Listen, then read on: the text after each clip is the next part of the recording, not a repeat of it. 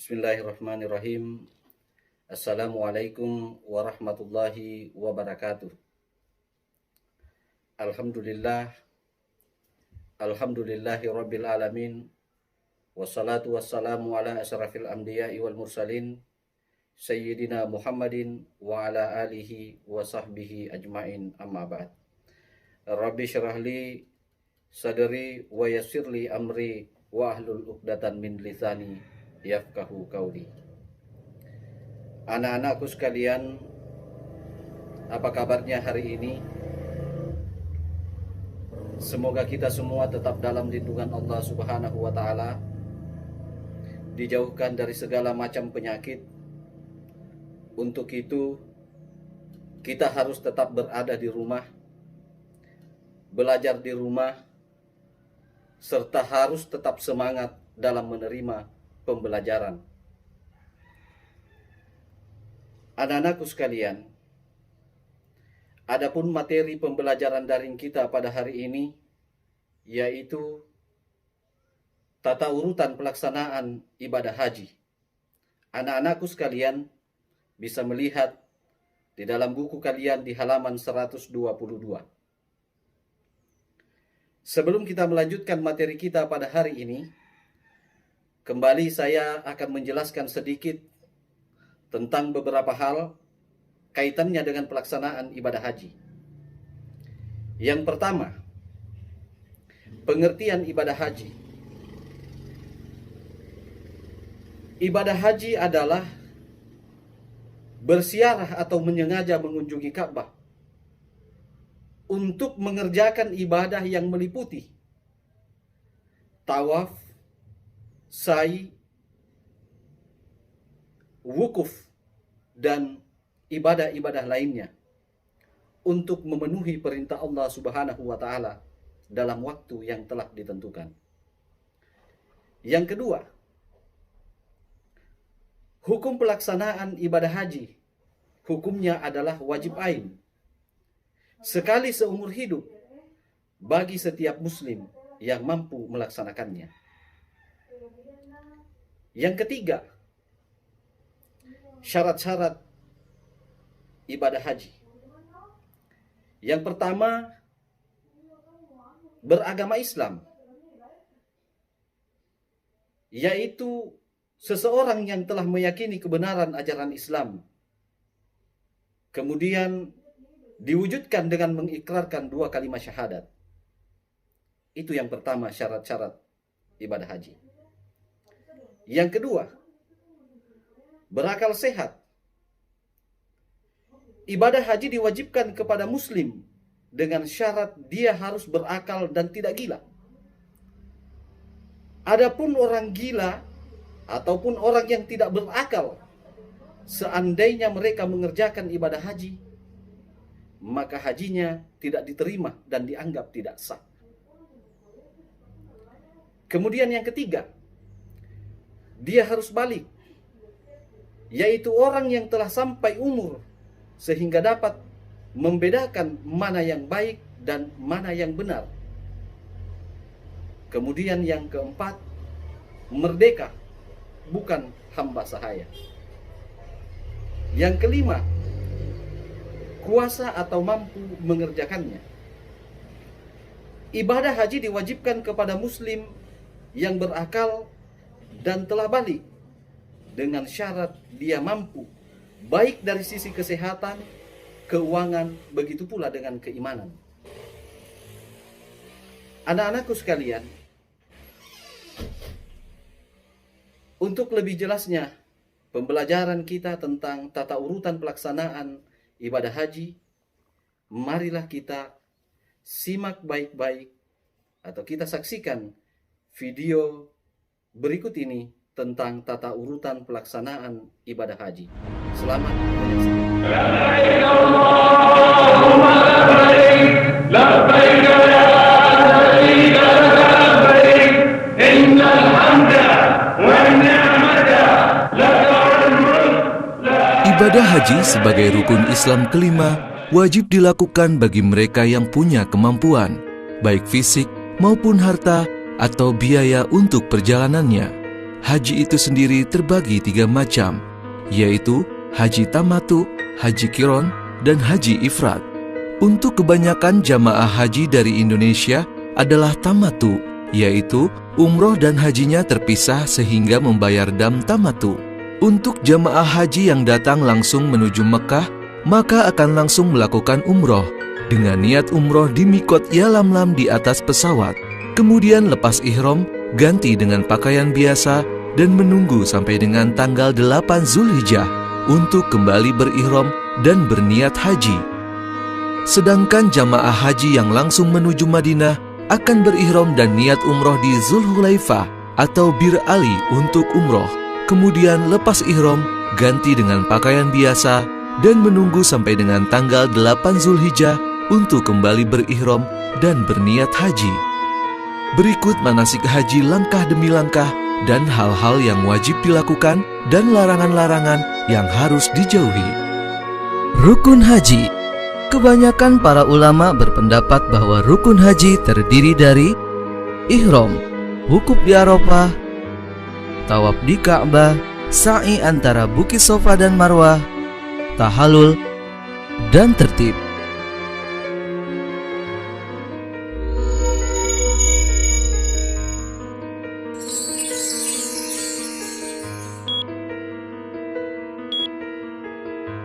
Tanggal 8 Zulhijjah, pagi hari di pemondokan ihram.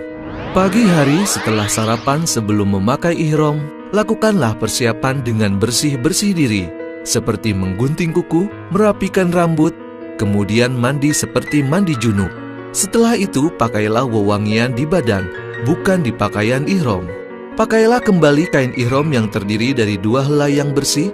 Jangan lupa, kenakan sabuk agar kuat dan nyaman. Kenakan sandal atau alas kaki yang tidak menutup mata kaki.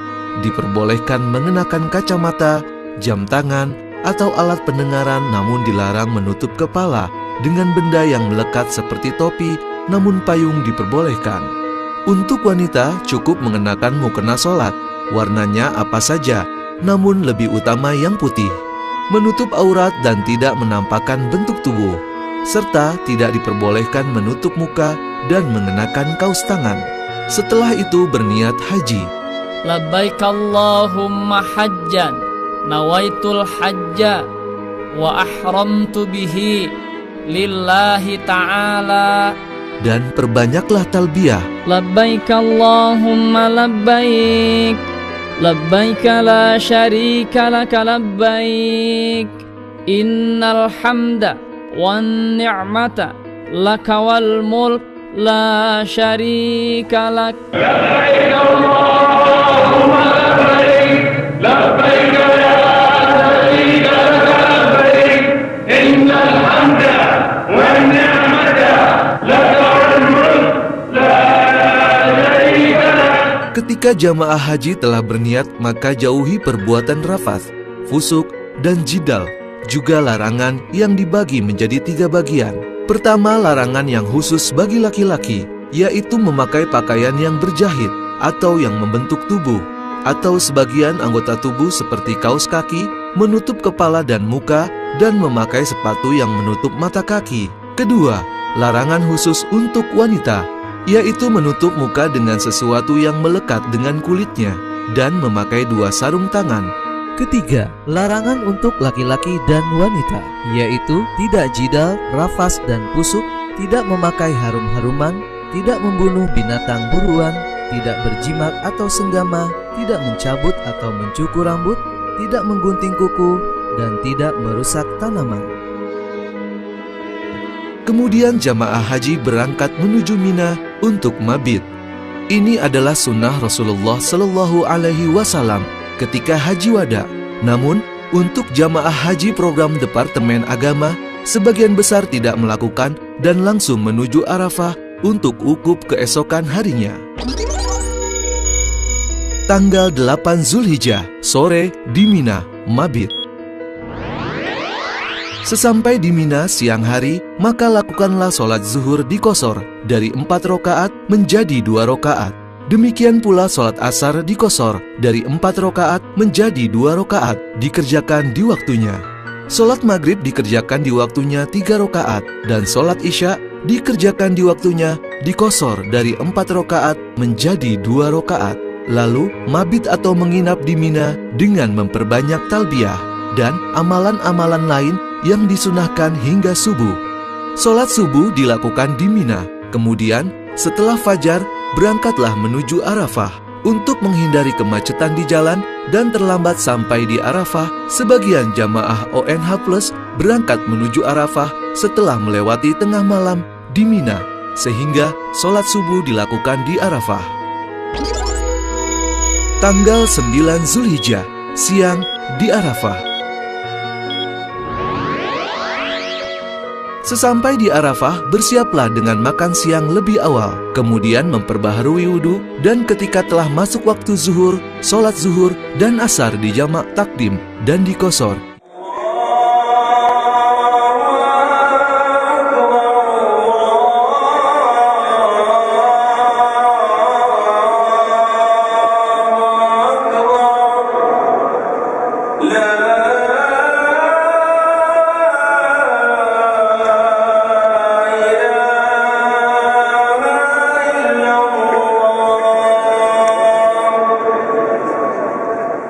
Sholat zuhur dikerjakan 2 rakaat, kemudian qomat, dilanjutkan sholat asar 2 rakaat. Di tenda-tenda jamaah haji akan dibagi menjadi beberapa kelompok, dan masing-masing kelompok dipimpin oleh ketua kelompoknya atau ustadz yang setelah sholat dilanjutkan dengan khutbah Arafah. Setelah itu berdiamlah atau wukuf. Inilah puncak ibadah haji yang ditekankan oleh Rasulullah SAW. Al-Hajju Arafah, haji adalah Arafah. Wukuf juga salah satu rukun haji. Barang siapa berhaji namun tidak wukuf di Arafah yang waktunya mulai dari zuhur hingga terbenam matahari, maka hajinya tidak syah. Termasuk jamaah haji yang menderita sakit akan dibawa dengan ambulans menuju Arafah untuk wukuf walaupun hanya sesaat. Allah Subhanahu wa Ta'ala membanggakan kepada para malaikat di hari Arafah yang turun ke langit dunia bagaimana tunduk dan patuhnya umat manusia bersimpuh dengan pakaian lusuh memohon ampunan dosa kepada Allah Subhanahu wa Ta'ala. Dan Allah telah berjanji di hari ini, barang siapa yang memohon ampun maka akan diampuni, dan barang siapa yang berdoa maka doanya akan dikabulkan. Subhanallah. Manfaatkanlah waktu yang sangat berharga ini untuk berdoa dan bertafakur, dan jauhi pekerjaan yang sia-sia seperti mengobrol, tidur, bahkan berjalan-jalan mencari sanak keluarga. Karena hari Arafah sangat mahal dan penting untuk disia-siakan. Semoga Allah memberikan kekuatan dan kesehatan kepada jamaah haji agar dapat memanfaatkan waktu yang sangat indah ini ketika berada di Arafah. Menjelang maghrib ketika matahari akan terbenam, keluarlah dari tenda dan menghadap kiblat dengan mengangkat kedua tangan dan berdoalah. Tanggal 9 Zulhijjah, malam di Musdalifah mabit.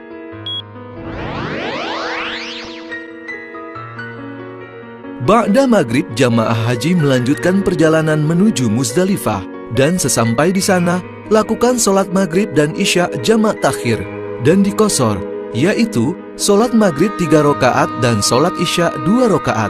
Dikerjakan waktu isya. Usahakan untuk sholat di Masjid Masy'aril Haram. Yang dikerjakan di Musdalifah adalah mabit atau bermalam dan beristirahat. Dan sebagian ada pula yang mencari batu kerikil yang akan digunakan melempar jumroh keesokan harinya. Kemudian sholat subuh juga dilakukan di Musdalifah.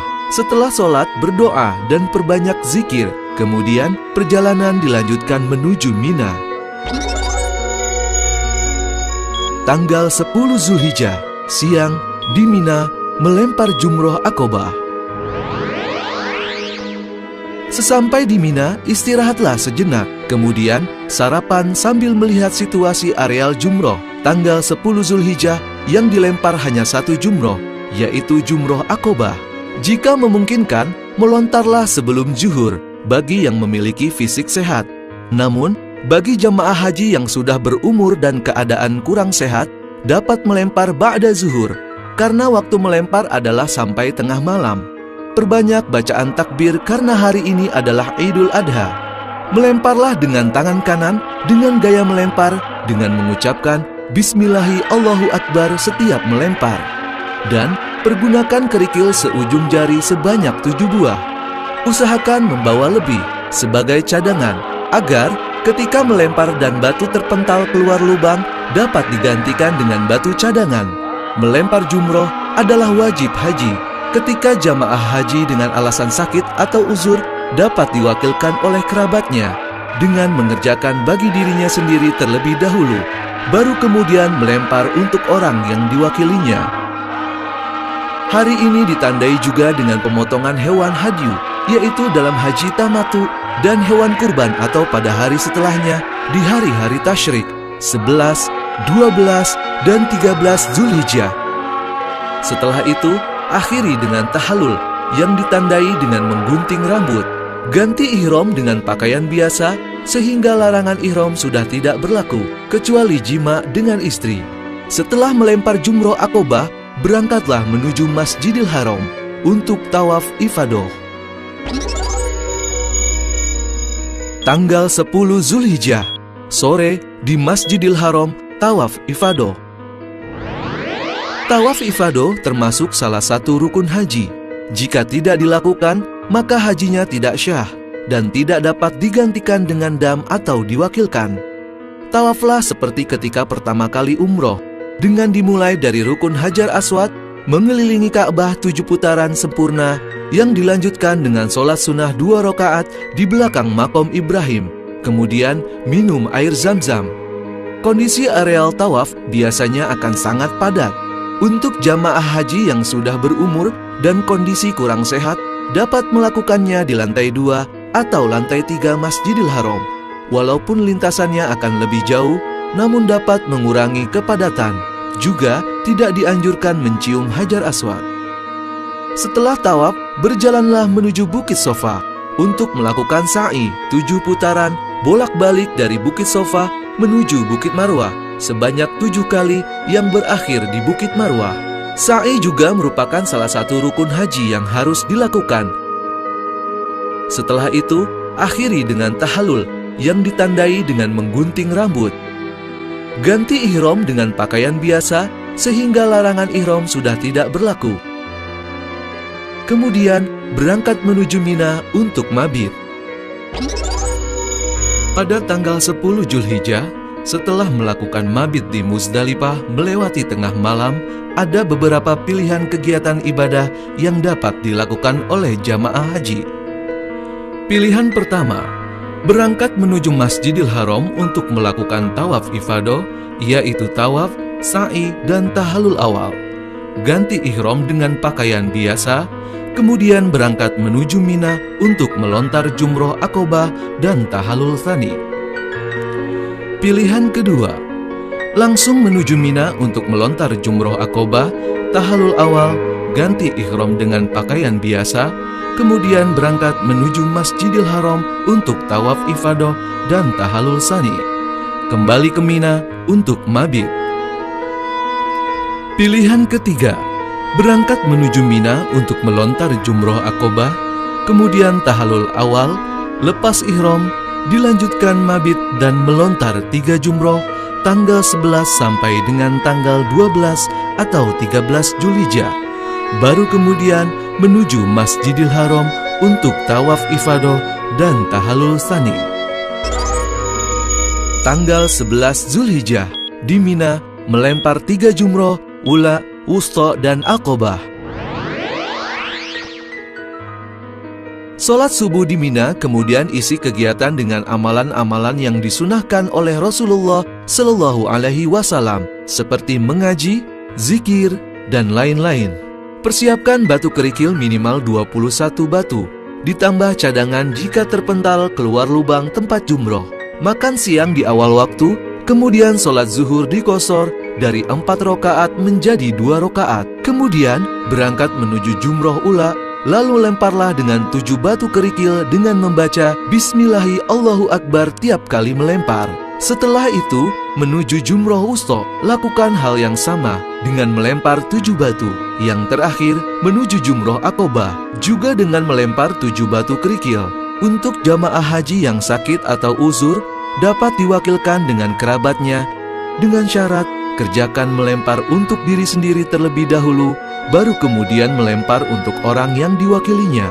Kembali ke tenda masing-masing untuk mabit dan melempar keesokan hari.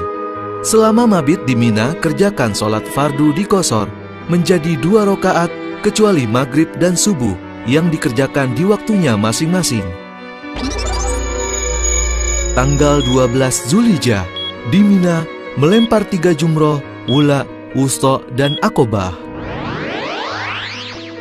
Sholat subuh di Mina kemudian isi kegiatan dengan amalan-amalan yang mendekatkan kita kepada Allah Subhanahu wa Ta'ala. Kemudian persiapkan diri untuk melempar 3 jumroh sebelum zuhur bagi jamaah haji yang nafar awal. Berangkatlah menuju jumroh ula terlebih dahulu, kemudian jumroh wusta, dan terakhir jumroh akobah, masing-masing dengan lemparan 7 batu kerikil. Kemudian kembali ke tenda untuk sholat zuhur di Qashar menjadi 2 rakaat. Setelah itu berangkat keluar dari Mina sebelum maghrib menuju Masjidil Haram untuk tawaf wada, yaitu tawaf saja tanpa sa'i atau tawaf perpisahan. Tawaf wada hukumnya wajib bagi yang akan meninggalkan Mekah pada hari yang sama. Namun, jika akan mukim di Mekah, maka tawaf wada dilakukan pada hari akan meninggalkan kota Mekah. Bagi jamaah haji yang nafar tsani, melempar 3 jumroh dapat dilakukan ba'da zuhur, kemudian kembali ke tenda di Mina untuk kembali mabit. Tanggal 13 Zulhijjah, di Mina, melempar 3 jumroh, wula, wusta, dan akobah. Untuk jamaah haji yang nafar tsani, melempar 3 jumroh dilakukan sebelum zuhur, dengan melempar jumroh ula terlebih dahulu, kemudian jumroh wusta dan akobah dengan masing-masing 7 batu kerikil. Kemudian kembali ke tenda untuk sholat zuhur di Qashar menjadi 2 rakaat. Kemudian berangkat menuju Mekah untuk tawaf wada bagi yang akan langsung meninggalkan kota Mekah, atau bagi yang mukim dilakukan pada hari ketika akan meninggalkan kota Mekah. Alhamdulillah, sempurnalah prosesi ibadah haji yang dilakukan. Saudaraku jamaah haji dan umroh yang dimuliakan Allah Subhanahu wa Ta'ala, demikian manasik haji dan umroh langkah demi langkah. Mudah-mudahan bermanfaat dan Allah jadikan umroh yang makbul dan haji yang mabrur. Amin ya rabbal alamin.